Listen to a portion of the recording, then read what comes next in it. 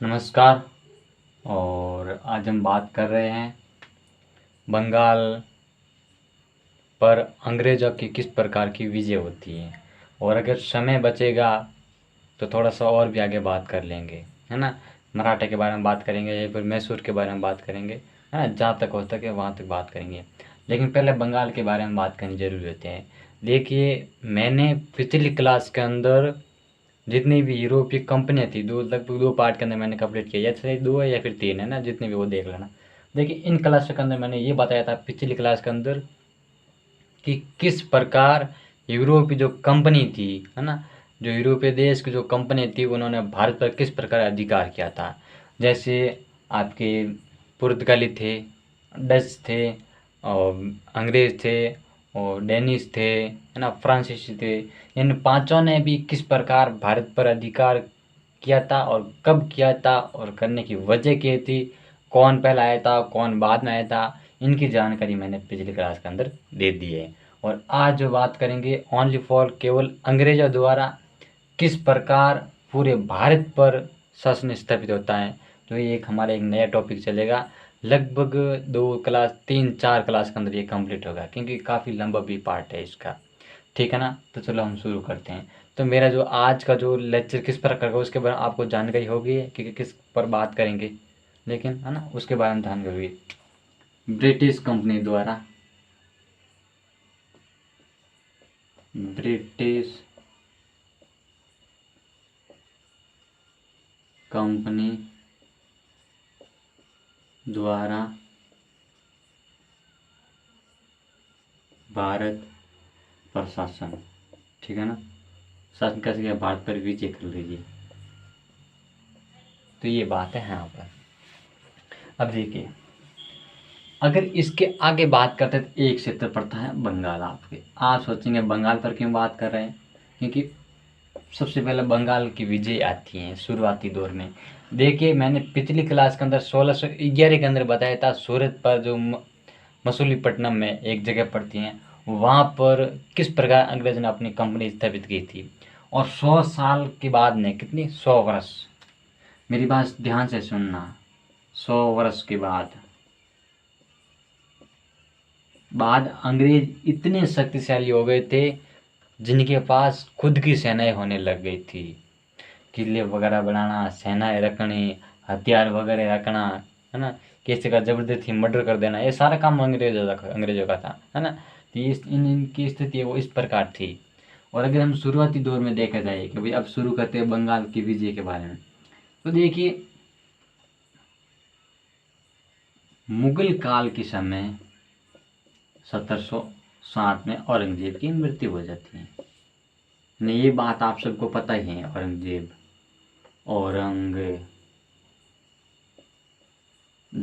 कब होती है, 1707 में। अब देखिए, जब इसकी मृत्यु होती है, उससे पहले औरंगजेब क्या करता है, बंगाल के अंदर, है ना, मुर्शिद कुली खान, मुर्शिद कुली खान, है ना, इनको क्या करो, दीवान बना देता है। क्या बना देता है, दीवान बना देता है कि भाई ये क्या करेगा, वहाँ का दीवान रहेगा, ठीक है ना। मुर्शिद कुली खान को बना दे दीवान। फिर इसके बाद में धीरे धीरे और राजे होने लगते हैं, जिनमें एक का शासन आता है फर्रुखसियर का, है ना, फर्रुखसियर। ये क्या करता है, इनको जो मुर्शिद कुली खान था, इनको सूबेदार बना देता है। जो दीवान से ऊपर पद होता है, सूबेदार बना दिया। और इसी ने भी एक काम क्या करता है, अंग्रेज थे, है ना, अंग्रेजों को अधिकार दे दिया। क्या दिया बाबू, अधिकार, कि आप क्या करेंगे, है ना, आप ये करेंगे, बंगाल का जो क्षेत्र पड़ता है, उसके जो बंगाल उड़ीसा, है ना, बंगाल है, उड़ीसा है, बिहार है, जो इनके आसपास का क्षेत्र पड़ता है, वहाँ पर आप, है ना, बिना कर, आपके पास से कोई कर नहीं ले जाएगा, बस आपसे 3000 रुपये सालाना दिया जाएगा, सालाना ना, हर साल। इसके अलावा आप, है ना, वहाँ पर व्यापार कर सकते हैं। ये अधिकार दे दिया, किसने दिया, फर्रुखसियर ने दे दिया ना। और बल्कि सूबेदार कौन था, मुर्शिद कुली खान। एक बात देखिए, कोई भी राजा यदि उसका सूबेदार उसने बना रखा है और दूसरे को कुछ अधिकार देता है, तो उसका थोड़ा सा हक होता है कि भाई उनसे बातचीत करे, पूछे कभी, देखिए मैं आपसे ये पूछ रहे हैं कि यहाँ पर अंग्रेज या प्रशासन मतलब कि व्यापार करेंगे, आपको क्या इजाज़त है, आपकी क्या राय है, तो पूछना तो उसका हक होता है। लेकिन उसने ऐसा काम नहीं किया फर्रुखसियर ने। तब मुर्शिद कुली खान को ये बात ठीक नहीं लगी कि भाई मेरे को ये बात ठीक नहीं लगती है, बिल्कुल मेरे को सटीक रूप से मेरे को ये अच्छी बात नहीं लगती है। और उन्होंने क्या किया, 38 गाँवों की जागीरी भी दे दी थी फर्रुखसियर ने। कितनी? 38 गाँवों की जागीरी, 38 गाँवों की जागीरी साथ के अंदर, कभी 38 गाँव हैं, इनकी जागीरी आपको दी जाती है, ठीक है ना। फिर धीरे धीरे क्या होता है, फर्रुखसियर क्या हो जाती है, मृत्यु हो जाती है 1700, है ना।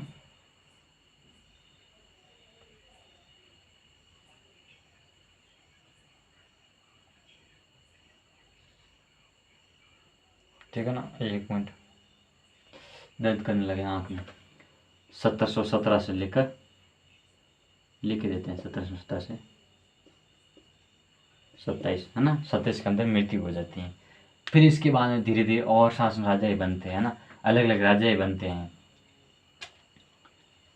देखिए इनका भी कुछ, इनके बाद में जो राजा को विशेष तौर पर इनकी कोई जानकारी मिलती नहीं है, लेकिन एक नाम आता है सरफराज, सरफराज खान, है ना, सरफराज खान।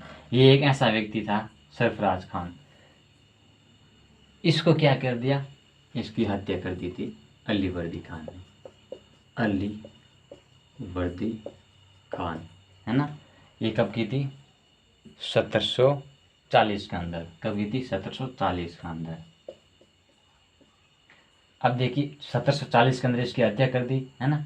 गिरिया के युद्ध में ना पराजित कर दिया, है ना। हत्या जैसी जगह एक युद्ध हुआ था, गिरिया का युद्ध, गिरिया, गिरिया का युद्ध,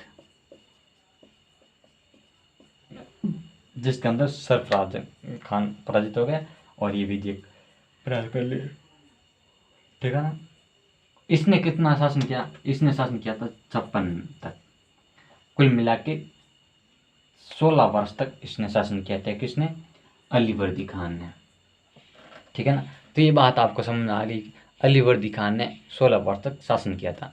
अब देखिए ये एक ऐसा बंदा था जिसका कुछ इतिहास अलग था, लेकिन किताबों के अंदर अली वर्दी खान को बिल्कुल देखा ही नहीं जाता है, बिल्कुल नहीं दिखाया जाता है। बहुत कम जगह अली वर्दी खान को दिखाया जाता है, और जितना दमदार अली वर्दी खान था ना, उतना कोई नहीं था। शायद तक नाम भी आपने मेरे मुंह से सुना होगा अली वर्दी खान, बट सिराजुद्दौला आपने नाम खूब बार सुना होगा, सिराजुद्दौला सिराजुद्दौला सिराजुद्दौला। लेकिन उससे भी ताकतवर अली वर्दी खान था। सिराजुद्दौला सिर्फ 1 वर्ष शासन किया था, और इसने बहुत, कह सकते हैं राज्य की स्थिति बहुत खराब थी उस समय। 16 वर्ष तक शासन किया था अली वर्दी खान ने, और अंग्रेजों के आँख के अंदर, है ना, वो कहता है ना, नाक में दम करके रखा था अली वर्दी खान ने, इतना दमदार था। और उस बंदे ने अंग्रेजों की तुलना एक मधुमक्खी का छत्ता होता ना, उनसे की थी। कि अंग्रेज है ना इतने नालायक है, जिस प्रकार मधुमक्खी का जो छत्ता होता ना, उसकी तरह। मधुमक्खी में रस किकर होता है, जैसे मक्खियाँ एक एक रस चूस के लाती है, और ये करता है थोड़े थोड़े राज्य चूस के एक साथ इकट्ठा करेंगे, फिर उसके अंदर रस भरेंगे, ये काम है इसका। इस प्रकार अली वर्दी खान ने कहा था कि जो अंग्रेज है वो एक मधुमक्खी के छत्ते के समान है। फिर कुछ बीमारी हो जाती है जिसके कारण अली वर्दी खान मर जाता है बेचारा, और इसके मरने के बाद में सिराजुद्दौला शासक बनते हैं। सिराजुद्दौला, सिराजुद्दौला, ठीक है ना, सिराजुद्दौला, है ना। तो देखिए सिराजुद्दौला, SSC और विकिसल और लिख देना,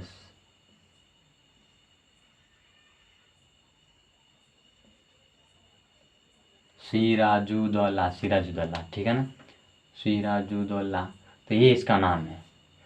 अब क्या करेंगे, देखिए जब सिराजुद्दौला शासक बनते हैं तब बहुत ही स्थिति, एक ऐसी स्थिति हो जाती है सिराजुद्दौला के समय, क्योंकि अंग्रेजों ने इससे पहले भी आक्रमण किया था। कहाँ किया था, अली वर्दी खान के साथ क्षेत्र के अंदर, बंगाल के अंदर। तब अली वर्दी खान ने उनको ठोक ठोक कर, जैसे मारने बोला जाता ना, कूट कूट के उनको भगाया था अंग्रेजों को। आसपास नहीं आने दिया अली वर्दी खान ने, और यही काम सिराजुद्दौला भी इस प्रकार करता है, उनको ठोक ठोक के मारता है।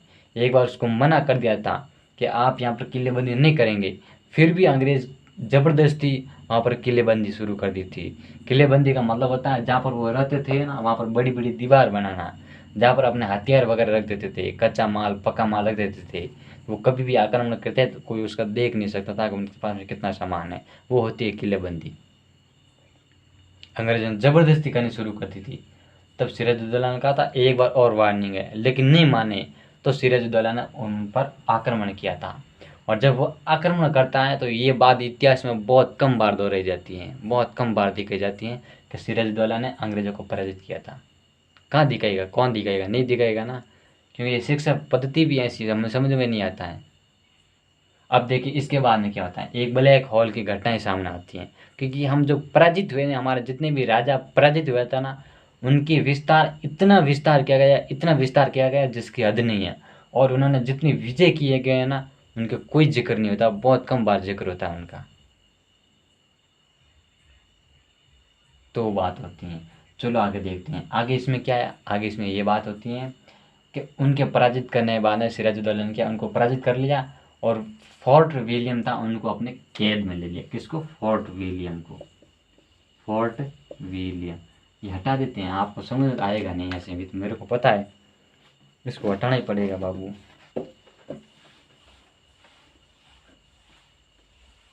ठीक है ना, फोर्ट विलियम, फोर्ट विलियम, है ना, इसको अपने अधिकार में ले लिया। और कहीं महिलाओं और बच्चों को अपने कैद में ले लिया, महिला व बच्चों को। और ये बात है 20 जून, ठीक है ना, और 1756 के अंदर। और एक हॉल बनाया गया। क्या बनाया गया? हॉल। हॉल जिसकी लंबाई थी 18 फीट, ठीक है ना, चौड़ाई 14 फीट 10 इंच, ठीक है ना। और 20 जून को इस दिन कुछ बच्चे और महिलाएं थे जिनको क्या गया, इसके अंदर डाला गया। कितने? 146 लोगों को, ठीक है ना, 146 लोगों को इस कमरे के अंदर कैद किया गया था। कितने लोगों को? 146 लोगों को इस कमरे के अंदर कैद किया गया था। आपको कैद किया जाता है। और 3 दिन इन्होंने क्या किया था? कैद करके रखा था। कितना रखे थे?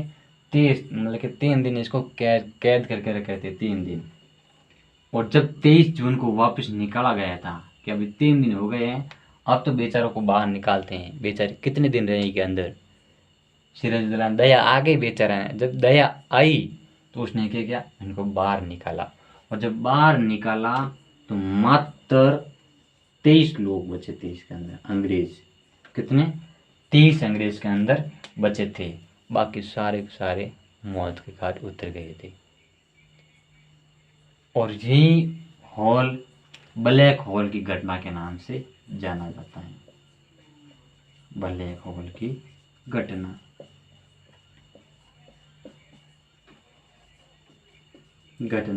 ठीक है ना।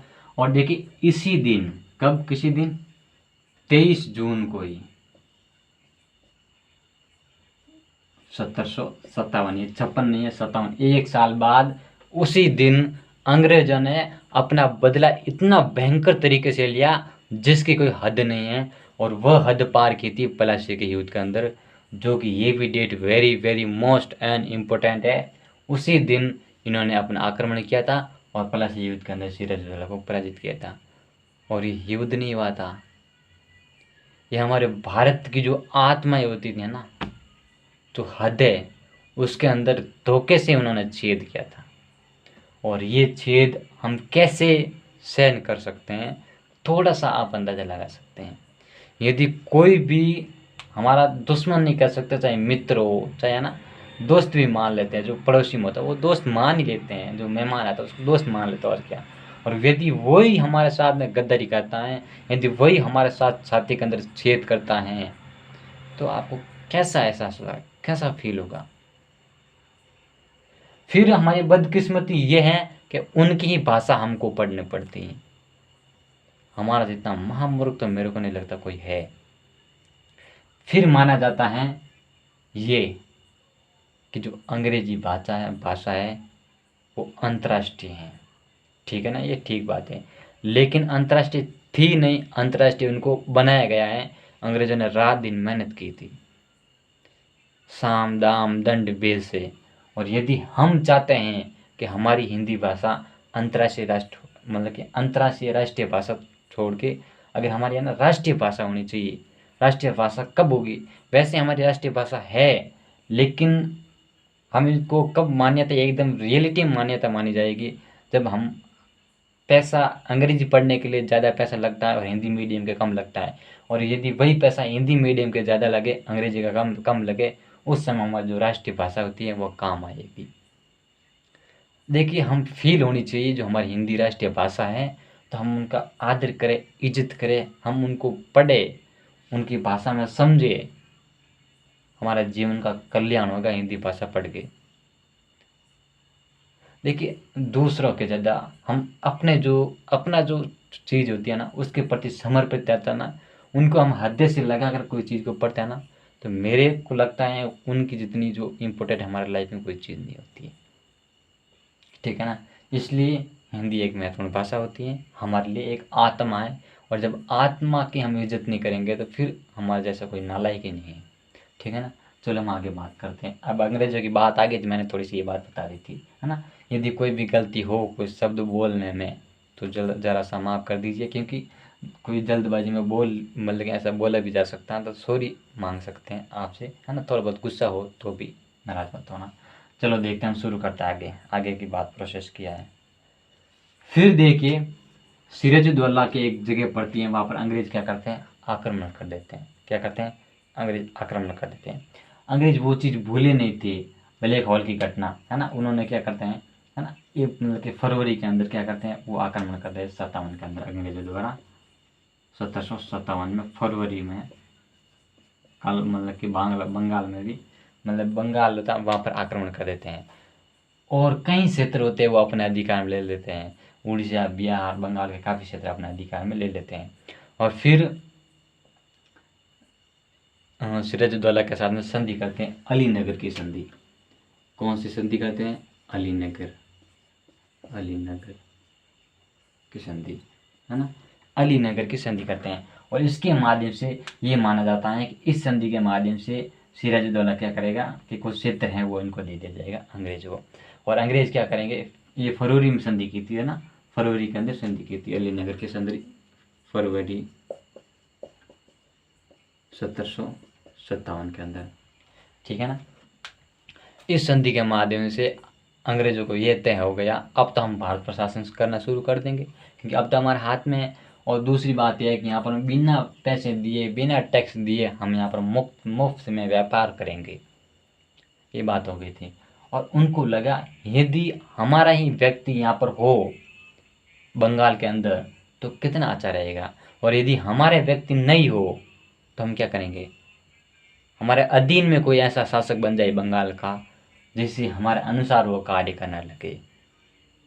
तो फिर इन्होंने धीरे धीरे सोचा ये पलासी जगह पड़ती है, वहाँ पर युद्ध हो जाता है, और यदि वहाँ पर युद्ध होगा तो फिर ठीक रहेगा। ठीक है ना। तो फिर ये क्या करते, जो अलीनगर की संधि थी उन संधि का उल्लंघन करना शुरू कर देते हैं, संधि को मानना मना कर देते हैं, और ज़बरदस्ती वहाँ पर आक्रमण करना आसपास। तो ये फिर सिराजुद्दौला को ठीक नहीं लगा कि अभी ये मेरे को ठीक नहीं लगा इस तरह आक्रमण करते हैं। और सिराजुद्दौला ने भी अपना अभिमान के लिए, अपने सम्मान के लिए, अपनी इज्जत के लिए उसने भी वापस आक्रमण करते हैं। और ये जगह पड़ती है पलासी का मैदान, पलासी का मैदान। यहाँ पर 23 जून 1757 को युद्ध होता है दोनों के बीच में। युद्ध होता नहीं है, ये मतलब कि एक डुप्लीकेट युद्ध था, एक नौटंकी थी अंग्रेजों द्वारा। कैसे नौटंकी थी? देखिए, जब युद्ध भूमि के अंदर इधर बंगाल की जो सिराजुद्दौला था उसकी भी सेना थी, और उधर सामने से अंग्रेज की सेना थी। और अंग्रेजों की सेना मात्र 300 के आसपास सेना थी, और इनके सामने से 3000 से भी कई गुना अधिक थी सेना किसके पास में, सिराजुद्दौला के पास में। तो आप अनुमान लगा सकते हैं 300 3000 का अनुमान मतलब कि सामना कर सकते हैं, नहीं कर सकते। तो अंग्रेजों ने दिमाग लगाया, यदि ऐसा कोई बंदा इनमें से कोई हमें मिल जाता है और खासकर कोई सेनापति हमें मिल जाता है जिसको हम ये कह देंगे यहाँ का राजा तेरे को बना ले जाएगा, तो बस मेरा साथ दे। और यहाँ पर गुप्तचर व्यवस्था अपनी छोड़ी और उस गुप्तचर व्यवस्था से उन्होंने पता लगाया कि एक मीर जाफर एक ऐसा सेनापति है जो साहब अंग्रेज के जो इनके जो थे अध्यक्ष उनको बोला, जो गवर्नर थे उनको बोला कि हाँ एक ऐसा है बंदा जो हमारा सपोर्ट कर सकता है। और बस उनकी शर्त ये है कि जैसे ही सिराजुद्दौला गिरफ्तार होता है उस समय राजा मीर जाफर को बनाया जाएगा। अंग्रेजों ने कहा ठीक है ये बात मेरे को तय है, और लेटर वगैरह लिख दिया। लव लेटर नहीं लिखा था, ऐसा मत सोचना ऐसा काम किया ना, ऐसा काम नहीं किया। अब देखिए उनको लेटर लिख के बोल दिया कि भाई मीर जाफर तू एक काम करना, हम देखे सेना लेकर सब युद्ध में उतरेंगे, तो तू तेरे सेनापति तू है ये, और तू बोल देना कि भाई कोई भी सैनिक है ना हिलेगा नहीं जब तक मैं आदेश नहीं दूँ तब तक। और हम क्या करेंगे, तुम पर धीरे धीरे थोड़ा सा छोटा मोटा आक्रमण करेंगे, और तुम्हारी सेना तुम बोल देना फिर कि हमारी ये बस की बात नहीं है और तुम भागने लग जाना, ठीक है ना। मीर जाफर ने कहा ठीक है ये तो काम हम कर लेंगे, ऐसी कोई दिक्कत ही नहीं है। और जब युद्ध में सेनाएं आमने सामने आती हैं तो वही काम करता है जो अंग्रेजों ने बोला था। मीर जाफर कुछ भी नहीं बोलता है, युद्ध की घोषणा नहीं करता है, और जब उन पर आक्रमण किया जाता है तो वो सेनाएं भागने लगती है, जान अपनी सब बचाना चाहता है, यदि कोई ऑर्डर नहीं दिया जाता है तब वो भागने लगी। तो मीर जाफर ने बोल दिया अब हम पराजित हो गए, अब हम कुछ नहीं कर सकते। इस प्रकार फिर सिराजुद्दौला के भी अंत हो जाता है, उनका भी मतलब हत्या हो जाती है ना। फिर मीर जाफर को क्या बना दिया जाता है, राजा बना दिया जाता है। और वही मीर जाफर 1756 से लेकर 1760 तक शासक रहता है ना। उस समय अंग्रेजों के द्वारा है ना कुछ क्षेत्र पर दिए गए वहाँ पर टैक्स दिया जाएगा। मीर जाफर तू राजा बनेगा लेकिन तेरे कुछ क्षेत्र है जिनको तू क्या करेगा, क्या करेगा, उनका तू टैक्स देगा, है ना। हमें तू टैक्स दे देना और उस टैक्स के माध्यम से जो तेरी जो बातें होगी वो तू ये मान लेना। उसने कहा ठीक है भाई, जो हमें क्षेत्र वो हम दे देंगे, है ना। जैसे हम मान लीजिए जैसे वर्धमान थे ये, है ना, ना दिया था हुगली थी, वर्धमान ना दिया हुगली, वर्धमान वर्धमान ना दिया हुगली, ठीक है ना। ये कुछ ऐसे क्षेत्र थे जिन पर बोला गया कि भाई ये क्षेत्र थे अंग्रेजों के फिर दे दिए गया। और इनसे पहले इन पर क्या है, इनका जो टैक्स होता है ना वो अंग्रेजों को देना पड़ता है, यानी कि जो मीर जाफर था ना वो देगा अंग्रेजों को। लेकिन ये शर्त मीर जाफर नहीं निभा पाया और मीर जाफर ने भी सामने युद्ध जैसी घोषणाएं कर दी थी, मानने की हर चीज़ें मना कर दी थी। अंग्रेजों ने मीर जाफर को आक्रमण करते हैं और मीर जाफर को हटा देते हैं। फिर एक राजा बनता है मीर कासिम। कौन बनता है, मीर कासिम राजा बनता है, मीर कासिम। कौन बनता है, मीर कासिम राजा बनता है। और मीर कासिम भी कैसा, इतना पावरफुल आदमी जो अंग्रेजों को टक्कर टांग मतलब कि इतना कूट कूट के भगा देता था अंग्रेजों को। ये बना था 1760 के अंदर, ठीक है ना। और 64 तक शासन करता है, यानी कि 4 वर्ष तक मीर कासिम है वो राजा रहता है। कौन रहता है, मीर कासिम राजा रहता है। अब देखिए मीर कासिम के सामने क्या होता है। अब वो मीर कासिम राजा बन गया, और जब वो राजा बना तो एक जर्मनी का अधिकारी था। कौन था, जर्मनी का अधिकारी। जर्मनी का अधिकारी को क्या किया, अपनी सेना का क्या बना दिया, एक प्रमुख बना दिया कि भाई हमारा ये जर्मनी का अधिकारी है Walter Reinhard, Walter Rein Walter Reinhard, है ना, ये जर्मनी अधिकारी था। मीर कासिम ने क्या किया, इनको अपना सेना का प्रमुख अधिकारी बना दिया कि जो ये बोलेगा ना वही सेना करेगी।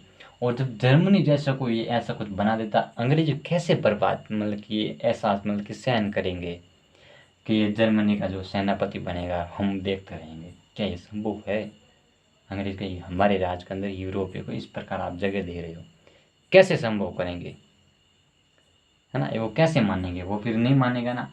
तो उन्होंने फिर इस प्रकार अंग्रेजों ने बोला कि भाई देख बात ऐसी है मीर कासिम, तेरे को हमने राजा बनाया, तो इसका मतलब ये नहीं है तो हमारा जो गुण भूल जाएगा, हमारी शर्तें तो भूल जाएगा, हमारी शर्तों का उल्लंघन करेगा। हमारा लक्ष्य है भारत को सब हमारा कब्जे में करना, तू ऐसा नहीं करने देगा क्या?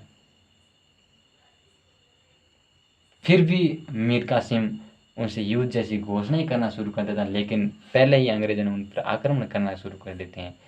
और जब वो क्या करता है, अंग्रेज काफ़ी जो आसपास के क्षेत्र थे है ना, उनको अवध वाले जैसे को है ना, मुगलों को अपने अधिकार में ले लेता है, अपने कहने में ले लेता है। और इसी प्रकार फिर ये है ना, मीर कासिम था, इसने भी काफ़ी लोगों को समाचार भेजता है ना। फिर इस प्रकार बक्सर का इनके बीच में युद्ध होता है। क्या होता है? बक्सर का युद्ध होता है। सुजा मतलब कि सुजा-उद-दौला है ना। देखिए ये कुछ व्यक्ति थे जिनके बीच में युद्ध होता है, बक्सर का युद्ध। बक्सर का युद्ध है ना। अब देखिए, अब एक बात आती है कि इनके युद्ध के बीच में कौन कौन थे, बक्सर के युद्ध के बीच में। देखिए बक्सर युद्ध के बीच में इनके कुछ ऐसे राजाएं भी थे है ना। कौन थे? देख, सुजा-उद-दौला से मतलब कि शरण मांगी थी है ना। और फिर एक थे आलमगीर थी है ना। आलमगीर थे एक मुगल बादशाह है ना, इनसे भी शरण मांगी थी। सुजा-उद-दौला से बोला कि भाई आप हमारे साथ में आइए। फिर ये किया गया, इसने भी मतलब कि इसके पास में थे, किसके पास में थे? जो बक्सर वाले युद्ध के इसके पास में थे, भाई मीर कासिम के साथ में थे। अब सुजा-उद-दौला हो गए है ना, और मुगल आलमगीर ये क्या हो गए, द्वितीय, ये इसके साथ में हो गए थे। फिर अंग्रेजों का इन दोनों के बीच में युद्ध होता है, बक्सर की युद्ध। वो एक होती है 22 अक्टूबर को। डेट क्या देखें? 22 अक्टूबर। अक्टूबर 22 अक्टूबर को इनके बीच में युद्ध होता है। किन किन के बीच में होता है 22 अक्टूबर का युद्ध? मीर कासिम और अंग्रेजों के बीच में। विशेष तौर पर ये ध्यान रखनी है, मीर कासिम और अंग्रेजों के बीच, दोनों के बीच में बक्सर का युद्ध होता है, जिसके अंदर ये क्या होता है, मीर कासिम पराजित हो जाता है। और यहाँ पर ये तय हो गया था। इनके मेहनत की बात की जाए, परिणाम की बात की जाए, तो अंग्रेज पलासी के युद्ध के अंदर उनके जो षड्यंत्र का परिणाम था है ना, षड्यंत्र के बल पर वो विजय प्राप्त की थी। और बक्सर के युद्ध के अंदर अपने सैनिकों के बल पर विजय प्राप्त की थी। और ये इनका प्रभाव भी है और परिणाम भी है और महत्व भी है। ये सारी चीज़ें ध्यान रखनी है। फिर अंग्रेजों ने क्या किया था, इसका जो क्या परिणाम महत्व होता, इसका महत्व ये होता कि अंग्रेजों का पहले प्रभाव था कि भाई वो भारत पर राज कर सकते हैं, बंगाल पर। लेकिन बक्सर के युद्ध के अंदर ये तय हो गया कि उस पर शासन अंग्रेज ही करेंगे। तो ऐसी कुछ धाराएं थी जो उन पर है ना, इस प्रकार की होती हैं। फिर इनके बाद एक संधि होती है, इलाहाबाद की संधि। कौन सी? इलाहाबाद की संधि। वो होती है 12 अगस्त को, 12 अगस्त 1757 को, ठीक है ना। ये होती है मुगल शाह आलमगीर द्वितीय और बंगाल का नवाब बनाता नजबुद्दौला है ना। आलमगिरी द्वितीय, ठीक है ना। आलमगिरी द्वितीय और बंगाल का नाम नजमुद्दौला। फिर इसको राजा बनाया गया था। इनके दोनों के ये दो हो गए। फिर इनके सामने थे अंग्रेज, इनके बीच में संधि हुई थी, अंग्रेजों के बीच में संधि हुई थी। तो ये बात आपको ध्यान रखनी है ना। इस संधि को क्या होता कि मुगल बादशाह ने आलमगीर द्वितीय ने अपनी जो कंपनी थी ना, उनको बंगाल, बिहार, उड़ीसा, ये 3 क्षेत्र दे दी थी। बंगाल, बिहार, उड़ीसा थे, कंपनी को दे दी थी मुगल आलमगीर द्वितीय ने कि भाई ये आप लीजिए। फिर अवध के जो कड़ा इलाहाबाद के क्षेत्र थे है ना, अंग्रेजों ने उनके जो क्षेत्र को लेकर वापस मुगलों को दे दिए कि जो इलाहाबाद ये कड़ा का क्षेत्र है वो मुगलों को, आलमगीर द्वितीय को बोल दिया ये आप रखिए है ना। ये बात हो गई थी। फिर क्या, मुगल सम्राट को 26 लाख रुपए प्रतिवर्ष पेंशन के रूप में दिया गया अंग्रेज द्वारा। अंग्रेजों ने कहा इस संधि के माध्यम से मुगलों को, आलमगीर द्वितीय को, कि तेरे को हम देंगे 26 लाख रुपए प्रति साल, तू हमारे अंडर में काम करना पेंशन के रूप में। तो ये बात हो गई थी आलमगीर द्वितीय के बीच में। फिर इलाहाबाद की दूसरी संधि होती है 16 अगस्त 1765 के बीच में है ना, 1765 के बीच में। और होती है 57 नहीं है, 65 है, ठीक ना। मैंने कहीं लिखा था ना 1757, नहीं लिखा ना, ठीक है, ये 1765 है, ठीक है ना। 12 अगस्त मैंने ये हटा दिया था, 12 अगस्त 1765, 62 नहीं 65 है, ठीक है ना। और यहीं पे 16 अगस्त बात आती है, 16 अगस्त और 1765, है ना। ये संधि होती है अवध के बीच में और यहाँ पर जो कलायु था ना उनके बीच में, रॉबर्ट क्लाइव के बीच में, ठीक है ना। शोधोद्वाला और रॉबर्ट क्लाइव के बीच में, इन दोनों के बीच में संधि होती है, जिसके माध्यम से क्या था कि रॉबर्ट क्लाइव ने कंपनी को 50 लाख रुपए दिए थे। कितने? 50 लाख रुपए दिए थे कंपनी को, और एक चुनार का किला दिया था, ठीक है ना। अवध वाला सुजौदवाला ने क्या किया? सुजौदवाला इसने 50 लाख रुपए दिए थे अंग्रेजों को, ये लो साहब 50 लाख रुपए, और साथ में एक चुनार का किला दिया था। किसको दिया था? अंग्रेजों को। कौन सी संधि के माध्यम से? इलाहाबाद की संधि के माध्यम से। फिर वापस अंग्रेज ने क्या दिया? अवध और इलाहाबाद और जो कड़ा का क्षेत्र था ना उनको छोड़कर जितने भी अंग्रेजों ने जो क्षेत्र प्राप्त किए थे ना वो वापस दे दिए। बोला अवध वाला को, सुजौदवाला को, ये तेरा क्षेत्र वापस ले। उसने क्षेत्र ले लिए। फिर बोला ये क्षेत्र भी ले और मेरी ये सेना है, वो सेना वो तेरे पास में रखनी है।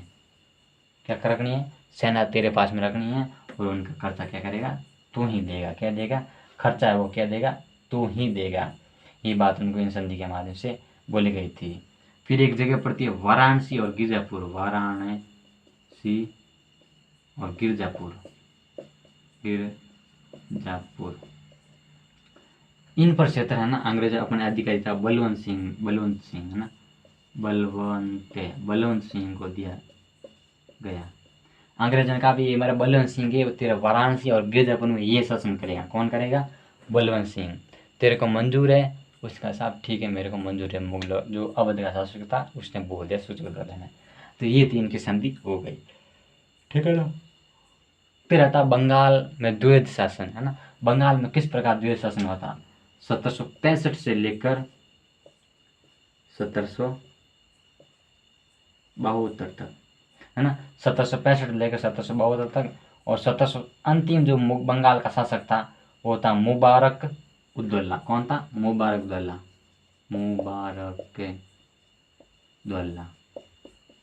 अंतिम शासक था। मुबारक उद्दौला बंगाल को 1700 लेकर 1765 तक, लेकर 1770 से लेकर 1775 तक, ठीक है ना।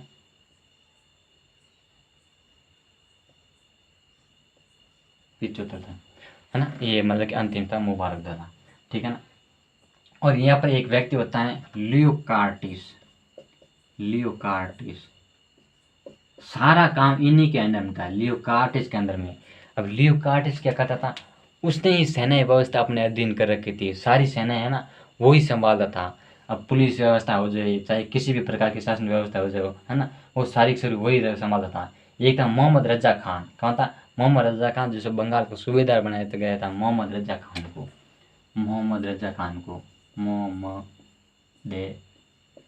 खान, है ना, इनको बंगाल का बनाया गया था, है ना, सूबेदार बनाया गया मोहम्मद रजा खान। और एक व्यक्ति के साथ मतलब कि सिताब राव, है ना, इनको बिहार का नवाब बनाया गया था। सिताब खान। कौन था? सिताब खान। इनको वहाँ का सिताब राय था, खान नहीं था, सिताब राय, ठीक है ना, सिताब राय। इनको बिहार का सूबेदार बना दिया गया था। तो इस प्रकार ये मतलब मान लीजिए बंगाल का पूरा विभाजन कर रखे थे। तो ये तीन इनकी बंगाल पर विजय, और धीरे धीरे पूरा बंगाल है वो अंग्रेजों को अधीन में चला गया था। और फिर हम बात करेंगे मैसूर के बारे में, बात करेंगे और मराठा के बारे में बात करेंगे, लेकिन कल बात करेंगे मैसूर के बारे में, ठीक है ना। और यहाँ तक तो आप पढ़ लीजिए और समझ लीजिए। और वापस आपको बक्सर का युद्ध, पलासी का युद्ध और सिराजुद्दौला अलीवर्दी खान का जो नारा, है ना, अंग्रेज एक मतलब कि जो मधुमक्खी का छत्ते के समान है, ये बातें, और अलीनगर की संधि और संधि के उल्लंघन करना, पलासी के युद्ध आना, ब्लैक बंगाल की घटनाएं 20 जून और 23 जून 1757। तो ये जो प्रक्रिया होती है आपको याद रखनी है, ठीक है ना। थैंक यू वेरी मच, धन्यवाद। फिर मिलेंगे अगले क्लास के अंदर, ठीक है ना। ओके।